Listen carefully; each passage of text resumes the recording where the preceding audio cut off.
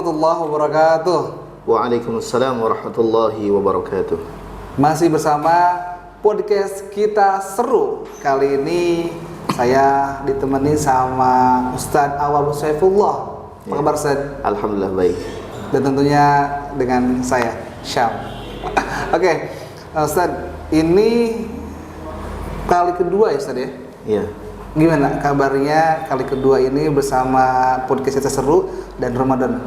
Alhamdulillah, senang rasanya bisa kembali ke sini ya, ke tempat ini, dan semoga semangat kita masih semangat awal walaupun kita sudah hampir pertengahan. Hampir pertengahan. Iya. Tapi semangat kita sebagaimana semangat awal Ramadan. Amin. Ya. Oke, Ustaz. Ini saya itu kalau ngobrol nih ya, ngobrol di kampus, ngobrol di tempat pengajian, di masjid gitu kan ya, suka ada yang bilang gitu ya, bahwa Ramadan ini adalah bulan dimana kita memupuk pahala, Ustaz. Jadi dengan kita beribadah pada Allah berkali-kali gitu kan ya, dan bahkan berlipat-lipat, sehingga ada anggapan gitu ya, bahwa ini adalah bulan yang sangat cocok kalau seandainya kita ingin menjadi wali Allah gitu ya.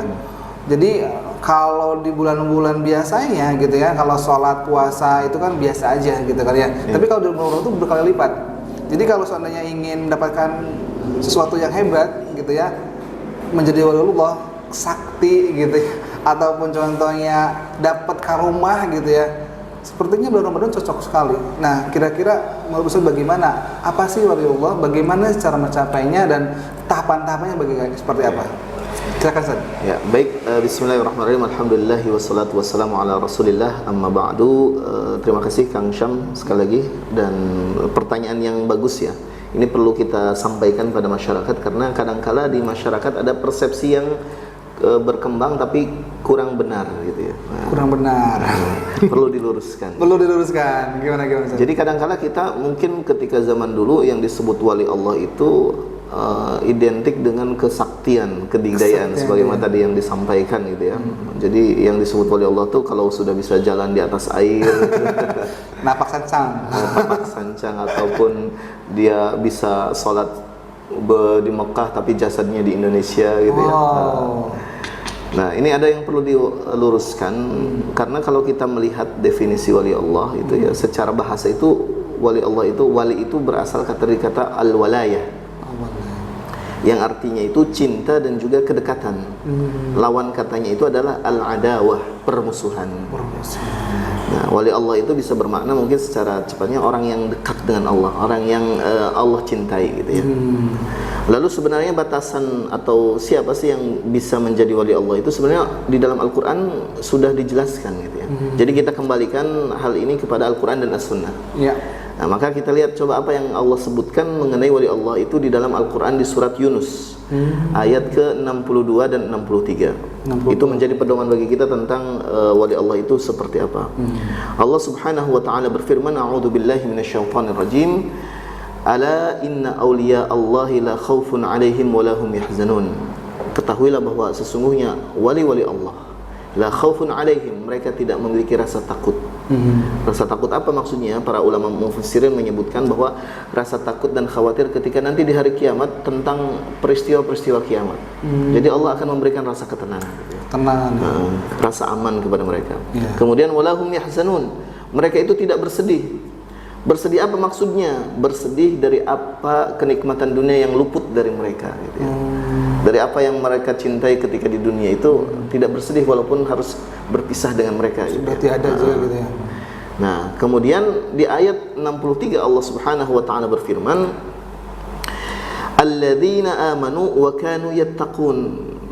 Jadi di awal itu disebutkan wali Allah itu begini-begini loh, nanti di akhirat begini gitu ya. Kemudian di ayat yang selanjutnya Allah menyebutkan siapa mereka?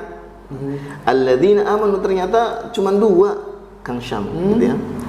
Dua sifat wali Allah itu. Yang pertama adalah alladzina amanu, mereka itu memiliki keimanan, iman.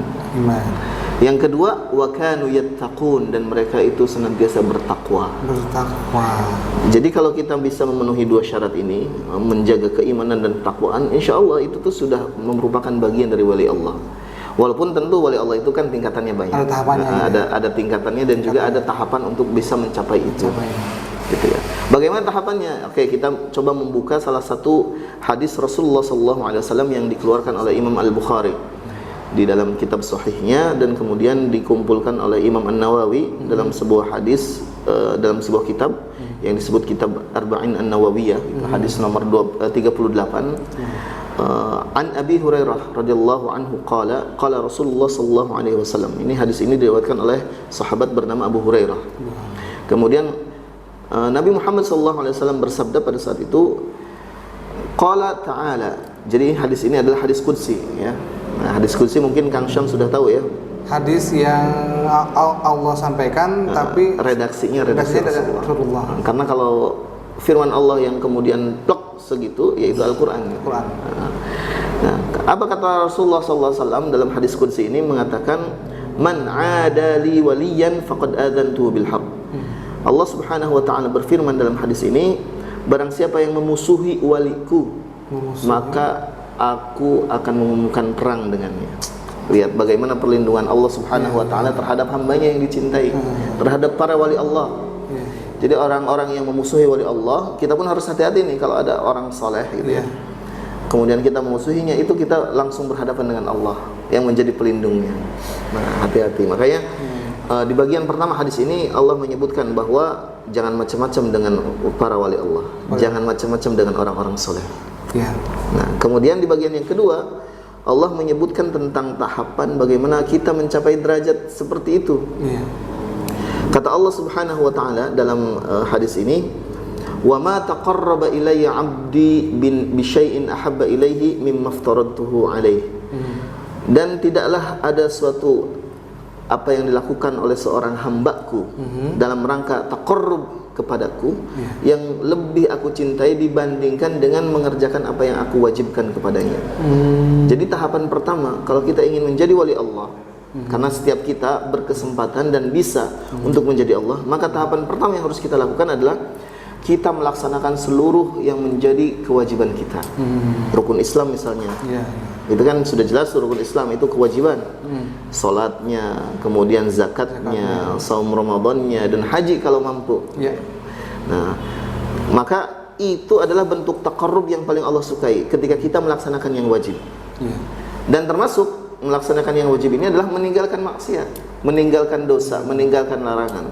Karena kalau melihat dalam urutan sebenarnya yang paling mungkin didahulukan untuk kita lakukan itu adalah meninggalkan larangan, baru kemudian melaksanakan ketaatan. Meninggalkan larangan dulu, baru melaksanakan ketaatan ya. Karena bedanya begini Kang Syam, kalau ketika berbicara tentang larangan kata Rasulullah, ma nahaitukum anhu fajtanibuhu, apa yang aku larang maka tinggalkan semuanya. Tapi wa ma amartukum bihi fa'tu minhu mastata'tum, tapi apa yang aku perintahkan maka laksanakan semampu kalian. Jadi urutannya itu tinggalkan dulu larangan karena pasti sudah bisa, kemudian baru melaksanakan yang wajib. Nah, jadi meninggalkan dosa, meninggalkan maksiat itu bagian dari melaksanakan perintah gitu ya. Kemudian tahapan selanjutnya, jadi kalau orang ada yang mencukupkan dengan melaksanakan yang wajib, sebenarnya cukup sih. Jadi saya mah nggak akan melakukan hanya mencukupkan melaksanakan sholat aja yang wajib sajalah. Nah itu cukup sebenarnya dan bisa menjadi wali Allah, tapi tahapan paling rendah lah istilahnya tuh gitu ya. Karena kalau di dalam Al-Quran istilahnya muqtasid, orang yang di pertengahan. Jadi hanya melaksanakan yang wajib, mencukupkan diri dengan yang wajib gitu ya, meninggalkan yang dilarang, sudah gitu ya. Tapi ada tingkatan the next level, itu adalah ketika wala yazalu 'abdi yataqarrabu ilayya hatta uhibbahu, dan seorang hamba tidaklah dia terus-menerus berusaha taqarrub, mendekatkan diri, hatta uhibbahu, sampai aku mencintainya. Yaitu ketika apa? Bin nawafil, melaksanakan an-nawafil, melaksanakan sesuatu yang amalan-amalan sunnah. Amalan-amalan sunnah. Tapi memang melakukan amalan sunnah ini jangan kebalik. Kita misalkan ada di masyarakat gitu ya, sholat taraweh mau dikejar gitu ya, tapi isya maghribnya enggak gitu. Subuhnya kelewat. Apalagi subuhnya. Padahal harusnya urutannya itu laksanakan dulu yang wajib gitu ya. Wala yazalu 'abdi yataqarrabu ilayya bin nawafil hatta uhibbahu. Jadi ketika seorang hamba dia terus berusaha taqarrub pada Allah, kemudian dengan melaksanakan setelah yang wajib itu adalah bin nawafil, maka Allah akan memberikan cintanya. Masya Allah. Nah, itu bagian yang kedua. Kemudian dalam hadis ini bagian yang ketiga, ini hebatnya, ini dahsyatnya seorang wali Allah. Idza ahbabtuhu, kalau aku sudah mencintainya, kata Allah, fa idza ahbabtuhu kuntu sam'ahu alladhi yasma'u bihi. Apabila aku sudah mencintai itu hamba, maka aku yang akan menjadi penglihatan yang ia gunakan untuk melihat. Wa basarahu alladhi yabsiru bihi, aku akan menjadi pendengaran yang ia gunakan untuk mendengar. Wa basarahu alladhi yabsiru bihi, menjadi penglihatan yang ia gunakan untuk melihat. Wa yadahu alladhi yabtishu biha, menjadi tangan yang dia gunakan untuk berbuat. Wa rijlahu allati yamshi biha, dan menjadi kakinya yang ia gunakan untuk melangkah. Tapi bukan bermakna Allah masuk ke wujud ke tubuh seorang itu gitu ya. Bukan ini apa? Bukan wahdatul wujud atau apa gitu ya. Pandu gelangi Gusti. Ya, istilah bahasa Jawanya gimana tuh? Atau bahasa Sunda itu? Jawa. Oh, bahasa Jawa. Saksi Jenar. Nah, iya. Itu bukan seperti itu. Tentu kalau memahami seperti itu bermakna perlu diluruskan ya, atau salah. Nah, dan kemudian kata Allah Subhanahu wa taala, wala in sa'alani la u'tiyannahu. Kalau dia meminta kepadaku, maka sungguh pasti aku akan berikan. Wa in ista'adzani la u'idhannahu, dan kalau dia meminta pertolongan, maka aku akan berikan perlindungan. Meminta perlindungan, aku berikan perlindungan. Nah, jadi jelas dari hadis ini petunjuk kepada kita tentang siapa itu wali Allah dan bagaimana cara untuk menggapai derajat wali Allah. Dan kemudian ada juga yang perlu mungkin kita pahami, bahwa yang namanya karomah itu sesuatu yang memang benar ketika Allah memberikan pada siapa ada ya. Tapi sampai sekarang. Jadi karomah itu istilahnya itu kejadian luar biasa yang Allah berikan pada hambanya yang Allah kehendaki. Tapi memang namanya karomah tidak bisa by request, dalam artian tidak bisa diminta. Iya, dan tidak bisa ditonton-tonton. Iya. Karena kalau itu mungkin itu masuknya kepada black magic atau kesaktian yang mungkin datangnya dari mana gitu ya. Dan biasanya wali Allah itu tidak mempertontonkan hal itu. Tidak memperlihatkan. Iya, tidak memperlihatkan. Bahkan dia kalau kelihatan orang itu bukan karena dia memperlihatkan gitu ya. Misalkan ada kesaksian, oh dia bisa ini, atau dia ketika ada kejadian misalkan apa dia bisa selamat dan lain sebagainya, itu mungkin terjadi. Dan orang yang doanya tidak pernah ditolak juga ada dalam zaman para sahabat gitu ya, seperti Barra bin Malik, kemudian Sa'ad bin Abi Waqqas. Tapi mereka ketika diuji ya mereka tidak langsung meminta untuk dihilangkan. Mereka ingin mendapatkan pahala ujiannya juga gitu. Jadi ya insya Allah kalau memang benar-benar wali Allah ya tidak akan dengan mudahnya mengumbar, apalagi menjadikan manusia malah mengkultuskan dia, dan pada akhirnya naudzubillah itu kan membawa pada kesesatan gitu ya. Jadi seperti itu pemahaman yang harus diluruskan di masyarakat gitu ya. Jadi teman-teman kalau masih bertanya pada Ustaz Anwar, silakan bubuhkan di komentar nanti di YouTube ini. Kemudian nanti insyaallah kita akan balas. Bagi teman-teman netizen di sana yang ingin punya tema baru, pilih usulnya siapa, boleh request gitu ya. Ya, atau mungkin kalau misalnya kalau bersalaman datang ke sini agak sulit kayaknya. Tapi minimal temanya apa deh? Temanya apa nanti kita pilihkan misalnya siapa, gitu ya. Insyaallah semoga kita bertemu dan kita bisa tampilkan keinginan dari para netizen di YouTube channel. Baik, Ustaz, sepertinya podcast kita seru kali ini tuh ya. Terima kasih sudah bertanya. Yang kedua kalinya, semoga yang ketiga kalinya, keempat kalinya, kelima kalinya. Amin. Amin. Maaf, oke, gitu aja dari saya Syam. Ditutup podcast kita seru kali ini dengan bacaan hamdalah. Alhamdulillah. Assalamualaikum warahmatullahi wabarakatuh.